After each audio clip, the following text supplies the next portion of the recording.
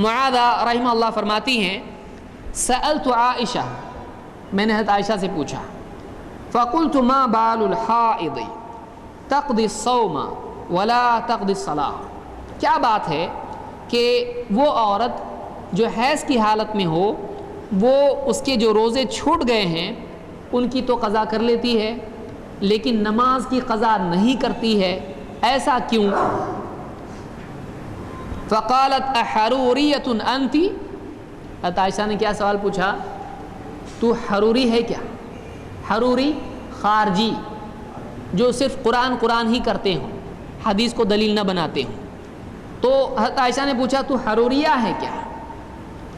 قلت لست بحروریہ ولکنی اسأل، انہوں نے کہا کہ نہیں میں حروریہ تو نہیں ہوں لیکن میں بس پوچھنا چاہتی ہوں معلومات کے لیے۔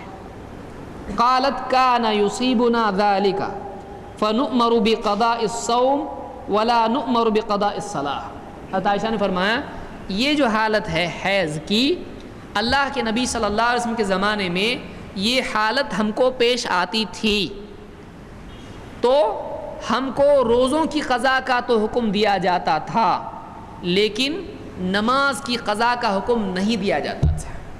کس نے روایت کیا اس کو؟ بخاری اور مسلم دونوں نے۔ اس حدیث سے کیا باتیں معلوم پڑتی کہ ابھی غور کرتے ہیں حدیث پر، سمجھنے کی کوشش کرتے ہیں حدیث کو۔ ایک خاتون نے حضرت عائشہ سے پوچھا، تابعیہ ہے معاذہ، تو یہ نبی صلی اللہ علیہ وسلم کے زمانے کی بات ہے یا بات کی؟ ایک تو یہ وجہ ہے، دوسری وجہ آگے کا اس زمانے میں ایسا ہوتا تھا، تو یہ خود بتا رہا کہ وہ زمانہ چلا گیا۔ تو کیا پوچھ رہی ہیں، ایسا کیوں ہے کہ حائضہ عورت روزوں کی قضا کرتی ہے لیکن نماز کی قضا نہیں کرتی؟ اس سے ایک بات کیا ثابت ہوئی کہ حیض کی حالت میں روزے نماز رکھنا چاہیے کہ نہیں؟ جب رکھیں گے ہی نہیں تبھی تو معلوم پڑے گا قضا ہے کہ نہیں ہے، اگر رکھنا ہوگا تو قضا ہوگی کیا؟ تو معلوم ہوا کہ نہیں کرنا ہے اس کو۔ اس روایت سے معلوم ہوا کہ روزہ اور نماز حیض کی حالت میں نہ روزہ ہے نہ نماز ہے، اس پر ہے ہی نہیں، وہ بعد میں کرے گی۔ لیکن اب روزہ اور نماز دونوں ہیں، دونوں چھوڑی، اب جب وہ پاک ہو جائے غسل وغیرہ کر لے تو اس کی 7 دن یا 5 دن یا جو بھی دن اس کے ہیں ان میں اس کے روزے بھی چھوٹے، مان لیجئے 7 روزے چھوٹ گئے رمضان کے، اور 7 دن کی نمازیں کتنی؟ 35، تو اب 35 نمازیں اور 1 روزہ۔ اب جب پاک ہو گئی تو وہ کیا کرے گی؟ روزے رمضان کے مکمل کرے گی۔ اب آئندہ دنوں میں کیا کرے گی؟ وہ جو روزے 7 چھوٹے تھے وہ رکھے گی کہ نہیں؟ تو روزے قضا کرے گی اور نمازیں 35۔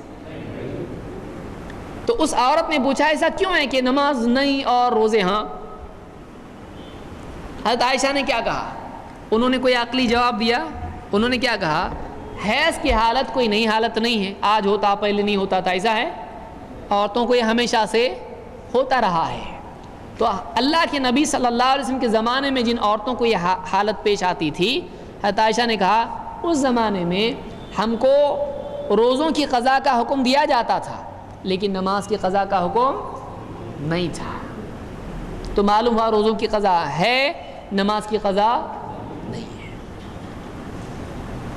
اب یہاں ایک جو پچھلا سوال ہمارا چل رہا تھا توقیفی کا، اگر کوئی عورت یہ کہے ارے باقی سب تو متقی نہیں ہے، میں بہت متقی ہوں، میں روزوں کی بھی قضا کروں گی اور 35 نمازیں بھی پڑھوں گی، کیا اس کے لیے صحیح ہوگا؟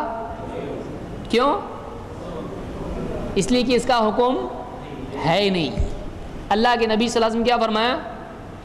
من عمل عملا لیس علیہ امرنا فہو رد، اس کے لیے صحیح نہیں ہے کہ وہ نمازیں اپنی قضا کرے کیونکہ شریعت نے اس کو نمازیں پڑھنے کے لیے کہا ہے نہیں، تو وہ نماز نہیں پڑھنا چاہیے اس نے۔ تو اب کیوں ایسا؟ روزہ بڑھا کہ نماز بڑھی ہے؟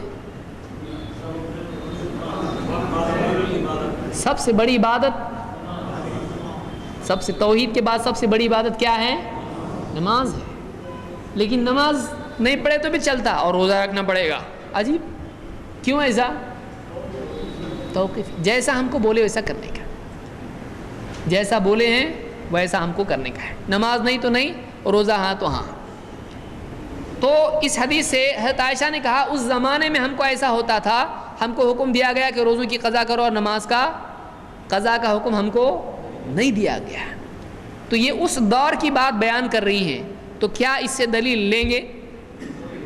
اس سے دلیل لی جائے گی۔ اس کو بھی کہا جائے گا کہ یہ تقریر ہے۔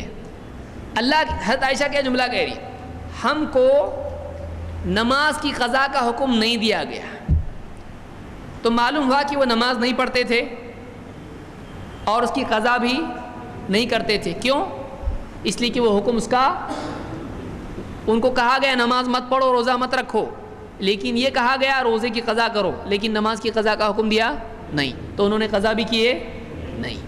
تو یہ اس زمانے کی بات بیان ہو رہی ہے، اس کو بھی حدیث کہتے ہیں۔ یہ تقریر ہے جو کیا ہے، مرفوع کے حکم میں ہے، اس میں نبی صلی اللہ علیہ وسلم کا نام آیا۔ صحابہ، یہاں ایک سوال یہ ہے، صحابہ اگر کہیں ہم کو حکم دیا جاتا تھا کہ ہم ایسا کریں، تو کیا دلیل لیا جائے گا؟ اس کو دلیل مانا جائے گا؟ کیوں؟ لیکن نبی کا نام نہیں اس میں۔ ہاں، صحابہ کون حکم دیتا تھا؟ بادشاہ کون حکم دیتا تھا؟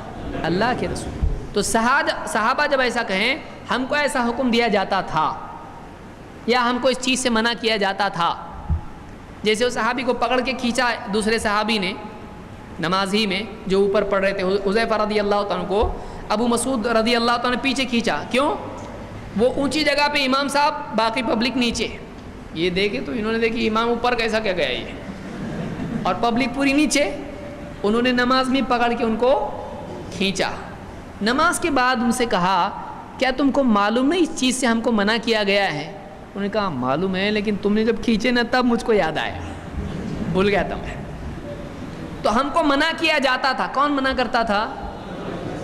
تو صحابہ جب ایسا کہیں کہ ہم کو یہ حکم دیا جاتا تھا یا ہم کو منع کیا جاتا تھا، تو اس سے مراد کس کا حکم اور کس کی منع لی جائے گی؟ یہ سب چیزیں معلوم ہونا چاہیے۔ دیکھیے، یاد رکھیے اس کو، ایسا آپ جب حدیثیں پڑھیں گے تو آپ کو یہ سب چیزیں سامنے آئیں گی، اس لیے ہم سب اس کے اطراف جڑی ہوئی چیزیں بھی لے رہے ہیں۔